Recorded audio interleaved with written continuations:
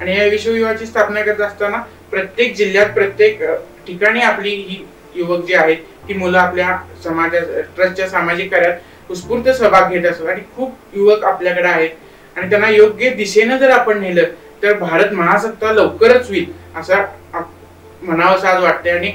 या युवकांच्या जी एनर्जी आहे ती चुकीच्या ठिकाणी न लागता योग्य ठिकाणी जर लागली तर खरंच त्या युवकांसाठी सुद्धा चांगलं राहील आणि समाजासाठी आणि तसंच येणाऱ्या काळासाठी हे खूप महत्त्वाचं ठरेल। आणि या विश्वयुवाच्या माध्यमातून आपण दरवेळी वेगवेगळ्या पद्धतीचे लेक्चर अरेंज करत असतो, म्हणजे जे प्रबोधन होते किंवा इतिहास जो झाला छत्रपती शिवाजी महाराजांचा असेल, शाहू महाराजांचा असेल, हा जो इतिहास जो काळाच्या ओघात आणि हा आजपर्यंत चालत आलेला आहे या निमित्ताने त्या युवकांना त्या इतिहासातून छत्रपतींची असेल, जिजाऊ साहेबांची असेल किंवा अहिल्यादेवी होळकरांची असेल ह्या प्रेरणा त्यातनं यावी म्हणून हा विश्व युवा स्थापन केलाय। आणि हा युवा असला तर त्यात युवती आणि युवक असे दोन्ही आहेत, त्यामुळे महिला आणि पुरुष हे दोघेही एकमेकाच्या खांद्याला खांदा लावून या निमित्तानं काम करतात। समाजसेवेत सुद्धा आम्ही बघतो, आम्ही जसं एखाद्या ठिकाणी गोष्टी वाटायला जातो, वाटप करायला जातो किंवा जर पूर आला तर त्या ठिकाणी आपण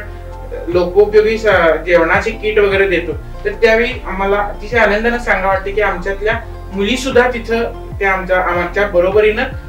त्या सगळं वाटप करायला असतात, कुठलेही स्वच्छ घाण हा विचार न करता त्या येतात। आणि हेच खरं तर आमचं उद्दिष्ट सफल झालंय विश्वयुवाचं। आणि